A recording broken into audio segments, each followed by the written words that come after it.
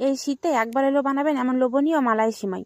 প্রথমে কড়াইতে ঘি গরম করে তার মধ্যে পরিমাণ মতো সিমই দিয়ে একটু ভাজে নেবো। আধা ভাজা হয়ে গেলে দিয়ে দেবো তারপরে কুচায় রাখা কাজু বাদাম আর সিমই কিন্তু লাল করে ভাজে নামাই নিয়ে তারপর ওই কড়াইতে দুধ গরম করতে হবে।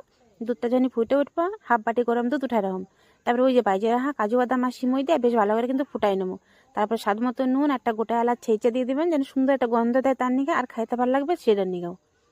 এদিকে সিমইটা জ্বালাতে থাক, তারপরে দিয়ে দেবো স্বাদ মতো চিনি। যে যেরকম খাইতে পছন্দ করেন চিনিটা সে সেরকম বুঝে দেবেন। সিমইটা এবারে ফুটবো কিন্তু আর ভেঙে যাওয়ার ভয়টা থাকবো না, যেহেতু চিনি দিয়ে দিছি। এবার গরম দুধের মধ্যে 1 প্যাকেট গুঁড়া দুধ দিয়ে কিন্তু মালাইটা বানিয়ে নিতে হবে। এভাবে কিন্তু মালাইটা বানাবেন, তাহলে কিন্তু সিমইয়ের আসল স্বাদটা পাওয়া যাবে।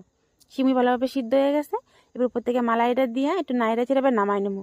আর জানেন তো এইভাবে যদি সিমইয়ের মালাই পায়েস রান্না করেন না, যখন ঠান্ডা হবে যখন খাবেন মুহে পুরো মালাইটা লাগে থাকবো পুরো ক্রিমের মতো। তার স্বাদ মুহে কয়ে বোঝানো যাবে না। দেখছেন দেখতেই কত লোভনীয়, যেমন লোভনীয় সুন্দর দেখতে, খাইতেও তেমনই